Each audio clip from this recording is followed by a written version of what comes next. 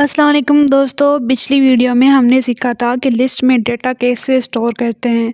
लेकिन पाइथन में दो और भी बहुत इम्पॉर्टेंट तरीके हैं जो कि मैनेज करना बहुत ही ज़रूरी है। वो कौन से इम्पॉर्टेंट तरीके हैं वो आज की वीडियो में हम सीखेंगे। वो दो इम्पॉर्टेंट तरीके हैं टपल्स एंड डिक्शनरी। आज हम देखेंगे कि इन दोनों में क्या फ़र्क है और हमें कब कौन सा इस्तेमाल करना चाहिए। चलिए लैपटॉप की स्क्रीन पर चलते हैं। तो पहले हम डिस्कस करेंगे what is tuple definition. A tuple is a collection which is ordered and unchangeable यानी कि इम्यूटेबल। और की फीचर्स क्या है, created using round brackets, once created you can not add remove or change items, faster than list because they are consistent. अच्छा तो दोस्तों सबसे पहले बात करते हैं कि टपल्स की। ये बिल्कुल एक लिस्ट की तरह होते हैं, बिल्कुल सेम होते हैं लिस्ट की तरह, लेकिन सिर्फ एक बड़ा फ़र्क है दोनों में। वो ये है कि लिस्ट जो है वो म्यूटेबल है और टपल्स इम्यूटेबल है।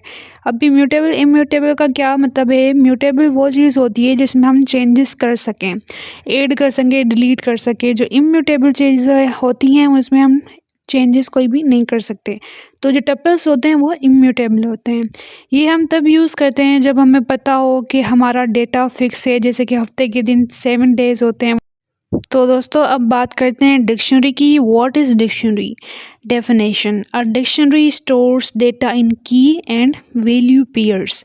What are the key features? Created using curly brackets. Think of it like a real dictionary or phone book जिसमें नेम और नंबर होते हैं। It's very fast for looking up information. अब आते हैं डिक्शनरीज़ पर। ये प्रोग्रामिंग में बहुत ज़्यादा यूज़ होते हैं। इसमें डेटा पेयर्स में होता है। एक होती है की और दूसरी होती है वैल्यू, यानी कि आपकी जो डेटा होती है वो की में होती है और उसकी हम वैल्यू देते हैं। अगर आपको किसी स्टूडेंट का सारा डेटा एक ही जगह लिखना हो तो आप डिक्शनरी के अंदर। चलिए कोड करके देखते हैं। पहले हम लिखते हैं टपल के लिए कि कोऑर्डिनेट्स इज इक्वल टू 10 और 20।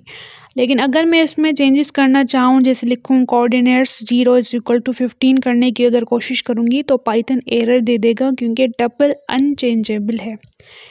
एग्जाम्पल दूसरा देखते हैं, वो डिक्शनरी का है। तो उसमें हम एक डिक्शनरी बनाते हैं जिसमें स्टूडेंट क्या है, एक की है और उसके अंदर स्टूडेंट हमने एक लिखा, वेरिएबल लिखा, उसके अंदर हमने नेम और उसकी एज लिखी, सिटी लिखा।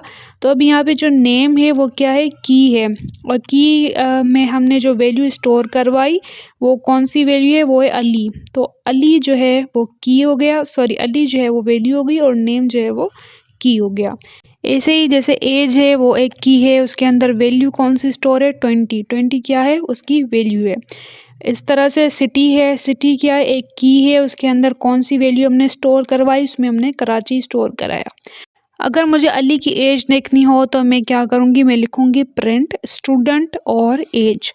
तो देखें कितनी आसानी से हमें डेटा निकल लिया।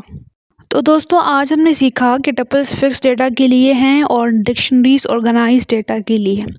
वीडियो पसंद आए तो लाइक ज़रूर करें। अगली वीडियो में हम सीखेंगे फंक्शंस जो कोडिंग और भी आसान बना देते हैं। तब तक के लिए अल्लाह हाफ़िज़।